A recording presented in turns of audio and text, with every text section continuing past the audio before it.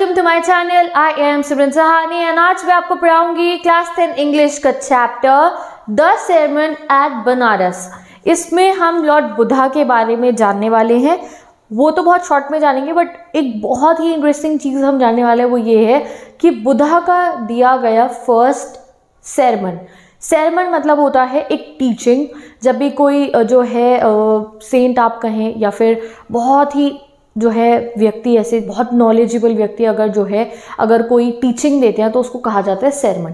अब बुद्धा जी ने जब एक बहुत ही इंपॉर्टेंट लेसन दिया था सोसाइटी को, उसी लेसन को आज हम पढ़ेंगे, उसको हम कह रहे हैं sermon। और ये sermon या लेसन उन्होंने किसको दिया था? कीसा गौतमी नाम की एक लेडी को दिया था। कहाँ पे दिया था? बनारस में दिया था। तो चलो पढ़ते हैं पहले बुद्धा जी के बारे में एंड देन जानेंगे कि क्या एक लेसन उन्होंने पूरी सोसाइटी को, ह्यूमन काइंड को जो है प्रोवाइड किया था। तो गौतम बुद्धा का नाम क्या था बचपन में? सिद्धार्था नाम था उनका। एंड वो जो है एक हिंदू किंगडम के राजा के बेटे थे। ही वॉज अ प्रिंस और उनका नाम क्या था? सिद्धार्थ गौतमा। ठीक है। और जो हमारे गौतम बुद्धा जी हैं, जब वो 12 साल की उम्र के थे तो उनको जो है हिंदू एक सेक्रेड स्क्रिप्चर्स पढ़ने के लिए एक स्कूल में भेज दिया गया था। तो वहाँ जाके उन्होंने अपनी पढ़ाई करी। ठीक है।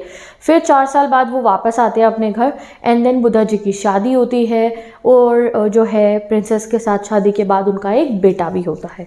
जब वो 25 ईयर्स के होते हैं हमारे गौतम बुद्धा जी, तो गाइस उस समय पे क्या होता है, वो अपने घर से बाहर जाते हैं, अपने महल से बाहर जाते हैं।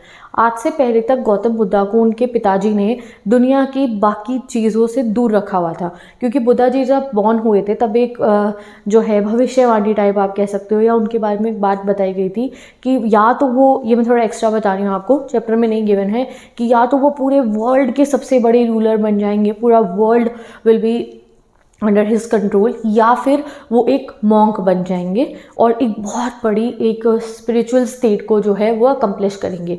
तो इसीलिए उनके फादर ने कि वो जो है उस रास्ते पे ना जाए, तो उनको दुनिया के हर दुख से, संसार के हर दुख से, डेथ से, डिजीज़ से, सबसे जो है उन्होंने बचा के रखा हुआ था।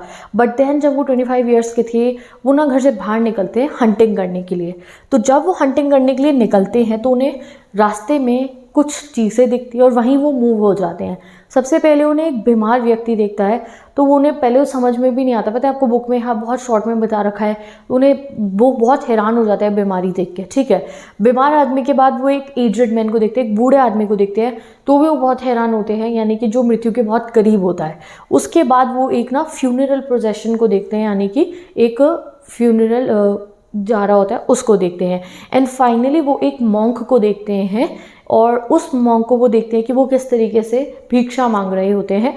एंड वो साइड्स देख के वो बहुत ही ज़्यादा मूव हो जाते हैं। संसार के दुख देख के वो बहुत ज़्यादा जो है वो बात उनके मन में जो है घर कर जाती है। एंड देन बुद्धा जी क्या करते हैं, वो सोचते हैं कि अब वो जो है ये दुनिया, समाज और ये सब मोह माया संसार को त्याग देंगे एंड वो एनलाइटनमेंट की खोज में निकल पड़ेंगे। एनलाइटनमेंट मतलब कि दैट्स हाईएस्ट स्पिरिचुअल नॉलेज। ठीक है, कि हमारा why are we born, that state पे जाने के लिए बुद्धा जी अपनी फैमिली को लीव करते हैं एंड वो घूमते हैं और बहुत ज़्यादा तपस्या करते हैं।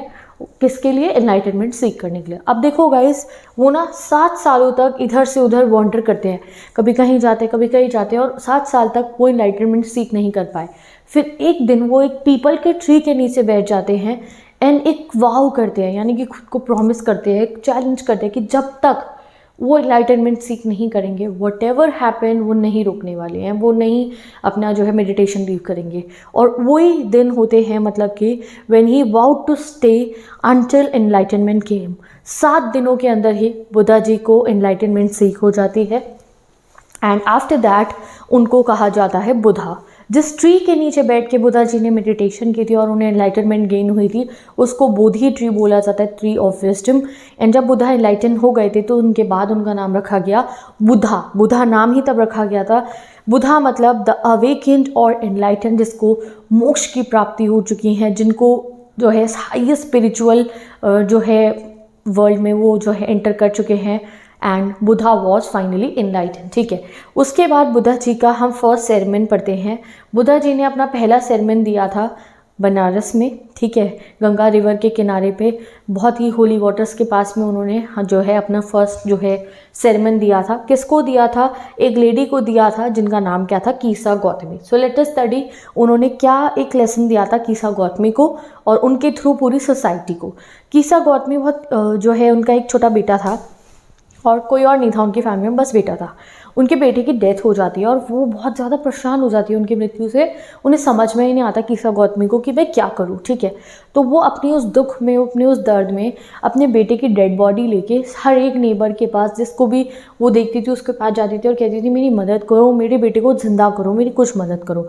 तो एक बारी सब लोग कहते हैं पागल हो गई है, क्या है, क्या कर रही है, बच्चा मर गया है ये।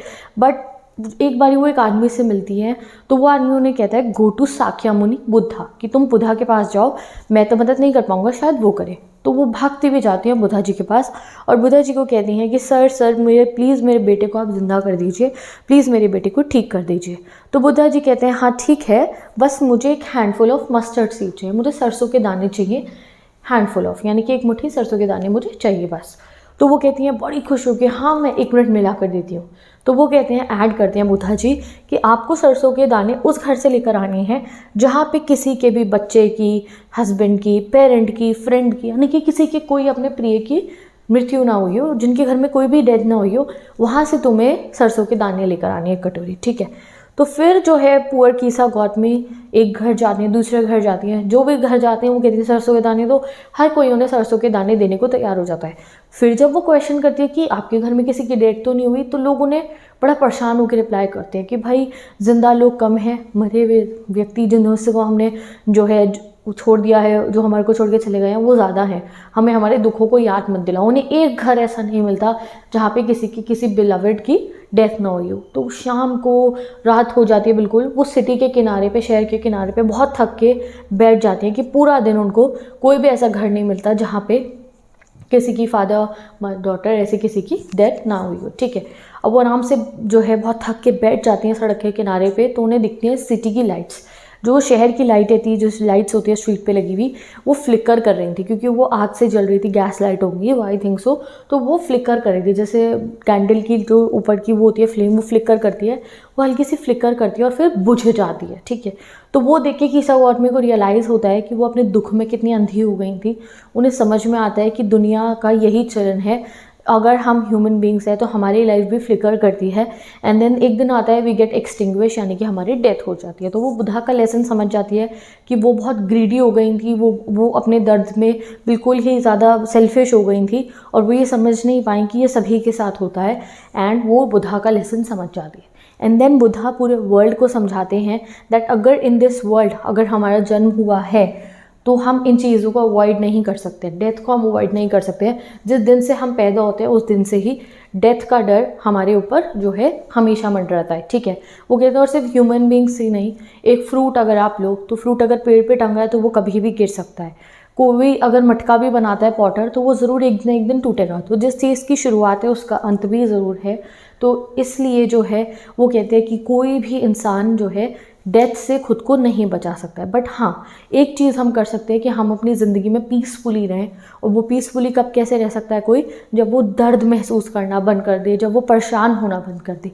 वो एक और एग्जांपल देते हैं, वो कहते हैं कि जैसे कभी किसी के घर में किसी के रिलेटिव की अगर डेथ होती है तो सब लोग लैमेंट करते हैं, सब लोग रोते हैं, शोक मनाते हैं। तो वो कहते हैं शोक मनाने से कोई फ़ायदा नहीं होता है, शोक मनाने से मरा हुआ व्यक्ति कभी वापस नहीं आएगा। इनफैक्ट शोक मनाने से जो इंसान परेशान है उसी की बॉडी सफ़र हो रही है, उसी की हेल्थ सफ़र हो रही है।